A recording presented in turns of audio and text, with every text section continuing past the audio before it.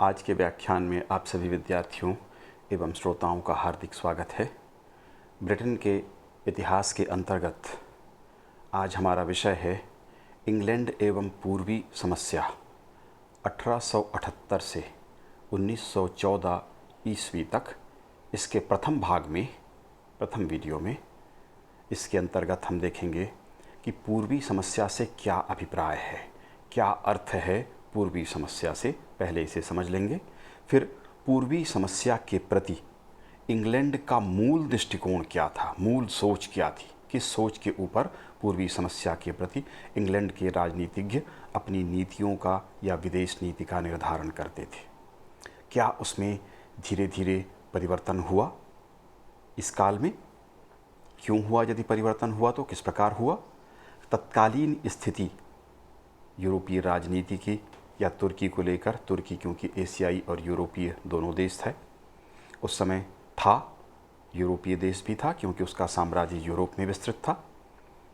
Berlin Congress का आयोजन इस समस्या के परिप्रेक्ष्य में किस प्रकार हुआ, बल्गारिया संकट या वहाँ का प्रकरण किस प्रकार उभरा, आर्मेनिया की समस्या, मैसिडोनिया और क्रीट में जो समस्या उत्पन्न हुई पूर्वी समस्या के अंतर्गत, रोमानिया की समस्या किस प्रकार आगे बढ़ी, तथा ब्रिटेन का दृष्टिकोण इन समस्याओं के प्रति किस प्रकार रहा, ये हमारे अध्ययन की विषय वस्तु है। इस पर हम विस्तार पूर्वक चर्चा करेंगे। फिर वीडियो के दूसरे भाग में शेष पूर्वी समस्या के विषय में चर्चा करेंगे, क्योंकि पूर्वी समस्या एक लंबे समय तक चलने वाली समस्या है। ये अध्ययन काल के अंतर्गत हम अध्ययन कर रहे हैं 1878 से 1914 तक, और वह भी ब्रिटेन के परिप्रेक्ष्य में इसका अध्ययन हम कर रहे हैं। तो आइए देखते हैं कि पूर्वी समस्या से क्या अभिप्राय है। प्रस्तावना के अंतर्गत पूर्वी समस्या तुर्की से संबंधित समस्या थी। तुर्की यूरोप के पूर्वी भाग में स्थित था, अतः इस क्षेत्र की समस्या को यूरोप में पूर्वी समस्या के रूप में जाना गया, और फिर आगे चलकर ईस्टर्न क्वेश्चन या पूर्वी समस्या के नाम से ही यहाँ उठने वाली समस्याओं को जाना गया। तुर्की मूलतः एशिया का देश है, जो एशिया के उत्तर पश्चिम भाग में स्थित है। तुर्की के शासकों के द्वारा 1453 ईस्वी में कुस्तुनतुनिया पर अधिकार किया गया। कॉन्स्टेंटिनोपल या इस्तांबुल भी इसे कहा जाता है, तीन नाम इसके हैं। यहाँ पर अधिकार किया कुस्तुनतुनिया पर। तुर्की के द्वारा यूरोप में साम्राज्य का विस्तार किया गया। इस तरह से वह यूरोपीय और एशियाई दोनों देश बन गया। उस काल में उसका साम्राज्य यूरोप में विस्तृत था। तुर्की के शासक जब तक सशक्त रहे, उनका साम्राज्य सुरक्षित रहा, किंतु इस काल में तुर्की के सुल्तान अशक्त हो चुके थे, कमज़ोर हो चुके थे। इस कारण यूरोपीय राज्य तुर्की के विस्तृत साम्राज्य पर अपना अपना अधिकार करना चाहते थे। सभी देशों की कुदृष्टि तुर्की की ओर थी कि वह साम्राज्य अब बिखर रहा था, वहाँ का सुल्तान इसे संभाल नहीं पा रहा था, तो यूरोपीय शक्तियाँ अधिक से अधिक लाभ इस क्षेत्र में प्राप्त करना चाहती थीं। इसके अतिरिक्त तुर्की के यूरोपीय क्षेत्र में विभिन्न स्वाधीनता आंदोलन भी चल रहे थे, क्योंकि केंद्र सुल्तान कमज़ोर हो चुका था। स्वयं तुर्की के मुख्य भाग में भी, जो मूल देश था तुर्की, वहाँ पर भी असंतोष व्याप्त था। तुर्की के शासक इस्लाम धर्म को स्वीकार करते थे, किंतु तुर्की के साम्राज्य के यूरोपीय क्षेत्र में ईसाई धर्म को मानने वाली प्रजा निवास करती थी। मुख्यतः तुर्की के शासकों के द्वारा कट्टर धार्मिक नीति अपनाए जाने के कारण तथा ईसाई प्रजा का दमन करने के कारण, जो इसके साम्राज्य का यूरोपीय हिस्सा था, तुर्की के साम्राज्य था, वहाँ तुर्की के खिलाफ विद्रोह लगातार खड़े हो रहे थे, लगातार विरोधी आंदोलन चल रहे थे।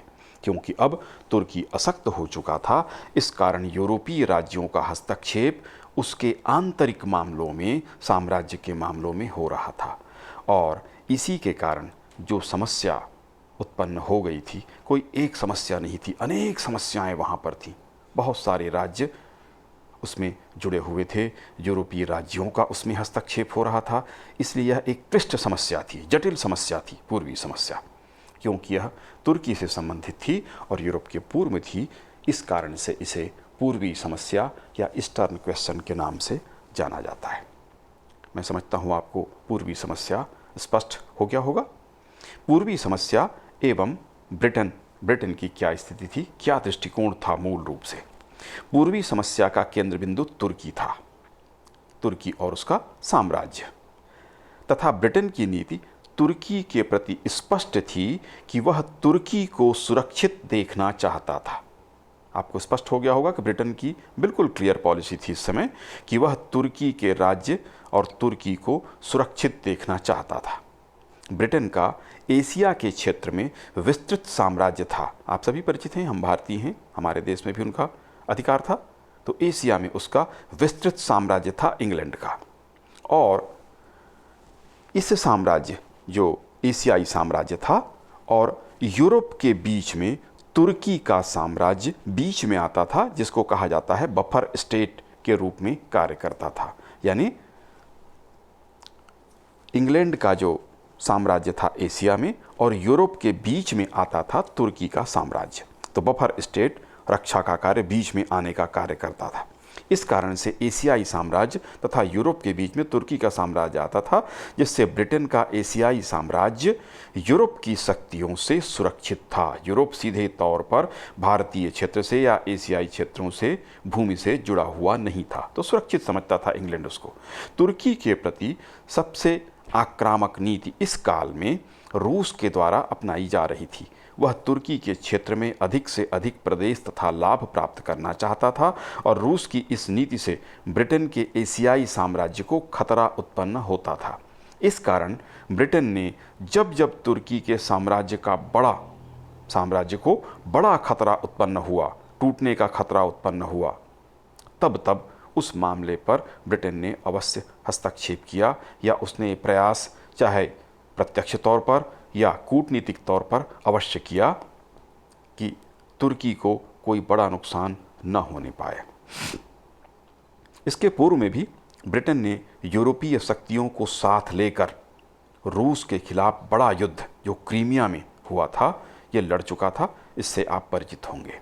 किंतु इस काल में यूरोपीय एवं अंतर्राष्ट्रीय परिस्थितियों में तीव्रता के साथ परिवर्तन हो रहा था। आप सभी को ज्ञात है 1914 तक हमारा अध्ययन काल है, 1878 से इस काल में विश्व युद्ध हुआ था, तो गुटबाजी शुरू हो गई थी और ब्रिटेन को इस समय सावधानी पूर्वक अपनी नीति अपनानी पड़ रही थी। तो क्रमशः ब्रिटेन की नीति में रूस के प्रति या पूर्वी समस्या के प्रति धीरे धीरे परिवर्तन होता गया, और प्रथम विश्व युद्ध के पूर्व ब्रिटेन एवं रूस एक ही गुट में सम्मिलित हो गए। ब्रिटेन और रूस में समझौता हो गया, मित्रता स्थापित हुई। यह जर्मनी, ऑस्ट्रिया और इटली के संघ के विरोध में था। इस कारण से रूस के प्रति दृष्टिकोण इस काल में धीरे धीरे ब्रिटेन का नरम होता गया था।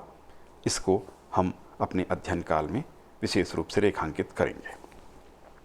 अब हम देख लेते हैं पूर्वी समस्या की तत्कालीन स्थिति क्या थी।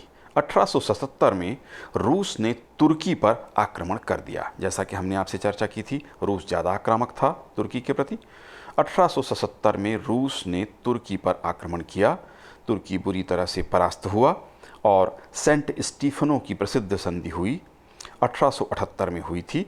इस संधि से रूस को बहुत लाभ प्राप्त हुआ, बहुत सारे क्षेत्र प्राप्त हुए।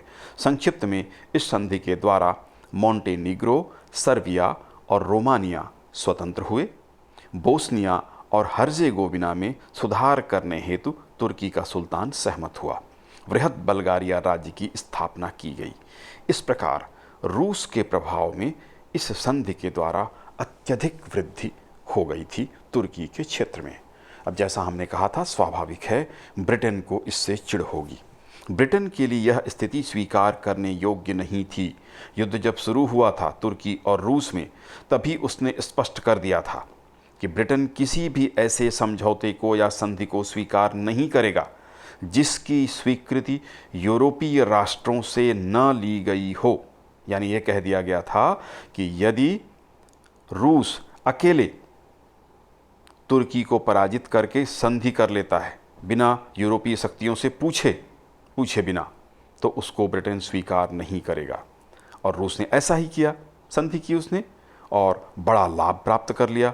इस बात से ब्रिटेन बड़ा नाराज हुआ और उसने रूस पर दबाव डालना शुरू किया, यहाँ तक कि भारतीय सेना भी उसने तुर्की के आसपास बुलानी शुरू कर दी, सैन्य दबाव भी डालना शुरू किया। प्रधानमंत्री डिज़रायली था इस समय, उसने यूरोपीय शक्तियों को साथ लेकर दृढ़तापूर्वक दबाव बनाना शुरू कर दिया।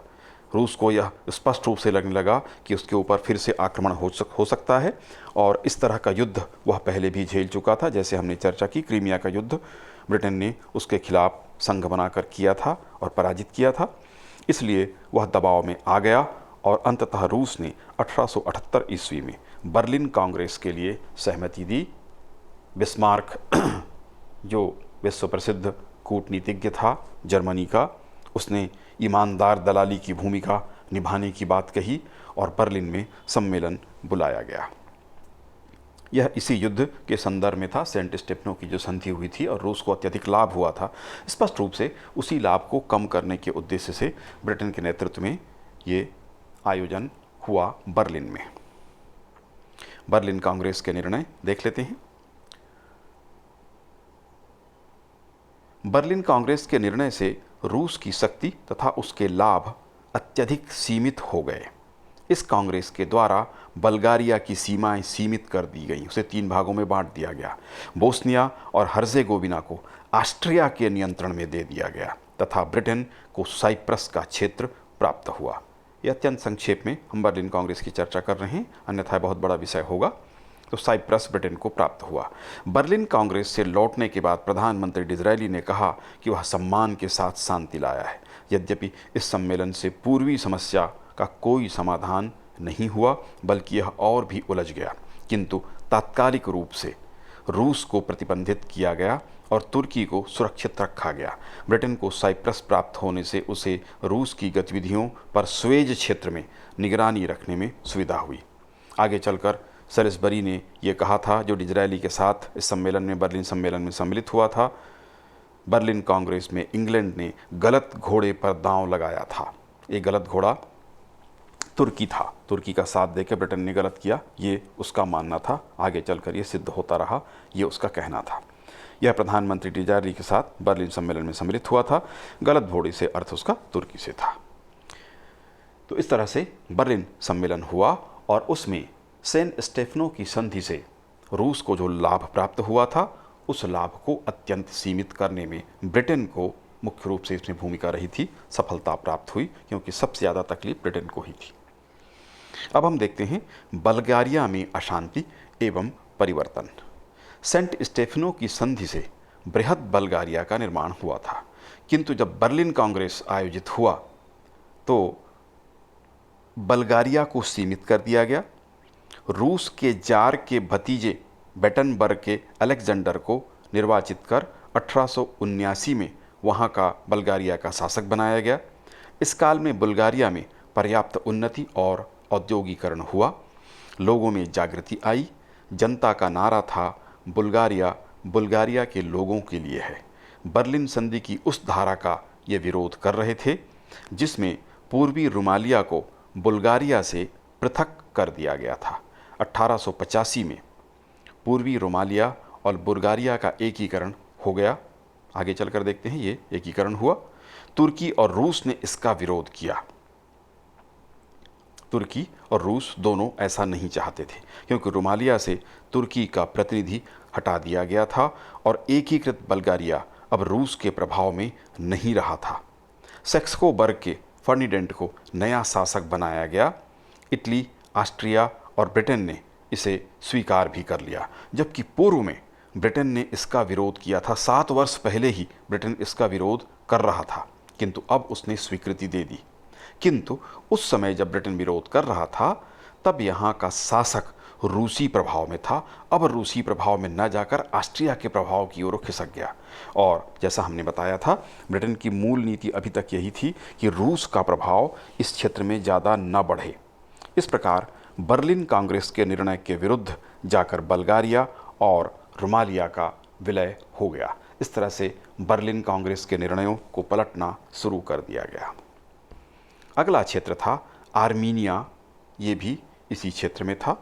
आर्मीनिया की समस्या और वहाँ किस प्रकार से कत्लेआम तुर्की के सैनिकों के द्वारा किया गया। बर्लिन कांग्रेस में तुर्की के सुल्तान ने यह वचन दिया था कि उसके साम्राज्य में निवासरत सभी ईसाई प्रजा के प्रति वह अच्छा व्यवहार करेगा। ये मैंने आपको स्पष्ट किया था कि तुर्की का जो साम्राज्य था वो यूरोप में विस्तृत था। तुर्की मूलतः एशियाई देश है, लेकिन उसका साम्राज्य मूल रूप से इस समय यूरोप में फैला हुआ था। यूरोप के लोग ईसाई थे और सुल्तान जो था वो मुस्लिम शासक था, इसलिए वह लगातार इन पर अत्याचार धार्मिक रूप से किया करता था। बर्लिन कांग्रेस में उसने वचन दिया था कि वह अपने व्यवहार में सुधार करेगा, लेकिन उसने अपने वचन का पालन नहीं किया। आर्मीनिया की ईसाई प्रजा ने सुल्तान की धर्मांधता की नीति का विरोध किया, किंतु सुल्तान के द्वारा अपने व्यवहार में कोई सुधार नहीं किया गया। तब आर्मीनिया के ईसाई प्रजा ने विद्रोह करना प्रारंभ किया। तुर्की के सुल्तान के द्वारा अपने सैनिकों को खुली छूट दे दी गई और यहाँ भेजा गया, जिसने कत्ले आम करना यहाँ पर शुरू कर दिया। सामान्य जनता पर आक्रमण किया गया, निहत्थों पर वार किया गया, उन्हें मारा गया। सभी शक्तियाँ यूरोप की इस समय अपने अपने उद्देश्यों में, क्योंकि सभी को दिख रहा था कि आगे चलकर युद्ध हो सकता है, गुटबंदी शुरू हो गई थी। इस कारण ब्रिटेन केवल एक देश था जिसने अवश्य विरोध किया। ग्लैडस्टोन ने अब्दुल हमीद को महान हत्यारा कहा, उसे रोकने का प्रयास किया, कूटनीतिक प्रयास भी कुछ किए। सेलिसबरी ने भी शाब्दिक विरोध किया। इंग्लैंड की जनता की सहानुभूति अवश्य आर्मीनियन ईसाइयों के प्रति थी, किंतु इंग्लैंड के द्वारा प्रत्यक्ष सहायता नहीं दी गई तथा तुर्क सैनिकों ने लगभग 95,000 आर्मीनियन ईसाइयों के निहत्थे जो थे उनकी हत्या कर दी। ईसाइयों के गांवों को लूटा गया, लूटकर आग लगा दी गई। कुस्तुनतुनिया के आर्मीनियन ईसाइयों ने भी विद्रोह किया। तब एक ही दिन में 6,000 आर्मीनियन ईसाइयों को कुस्तुनतुनिया या इस्तांबुल या कॉन्स्टेंटिनोपल, एक ही नगर का नाम है, वहाँ पर उनकी हत्या कर दी गई और दृढ़तापूर्वक सुल्तान के द्वारा कट्टरता के साथ, धार्मिक कट्टरता के साथ इस आंदोलन को कुचल दिया गया। और ब्रिटेन शाब्दिक विरोध के अलावा, छुटपुट कूटनीतिक प्रयासों के अलावा कुछ न कर सका। मैसिडोनिया एवं क्रीट की समस्या तथा यूनान तुर्की युद्ध। मैसिडोनिया जो क्षेत्र है वह यूनान के ही क्षेत्र के अंतर्गत है।